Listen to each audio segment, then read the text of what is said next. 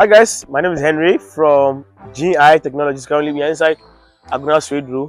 We fixed this video intercom system for our client. Very solid video intercom system. Client is able to receive a guest in Holland. Okay, the client is not in Ghana, but she's able to receive a guest in Holland courtesy this intercom. Okay, and we're going to demonstrate how it works. We have one indoor unit inside. So from here to the main entrance is very far, almost like 100 meters. So we set up an intercom system for her so that she can receive a guest when she's home. And then when she's away and you press on the intercom, you can actually speak to her. Okay, so I'm going to press and then I'm going to demonstrate how it works locally.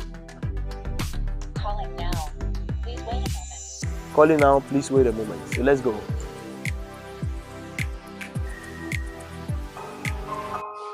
Alright, so that's Chrissy standing there. Let me press and speak to him. Yeah, Chrissy, what's your name? Is it loud and clear? Very loud and clear. Alright, so if you have any intercom jobs, make sure you give us a call. We are in Accra, Kumasi, Tamale now. We are everywhere in Ghana, so call us now.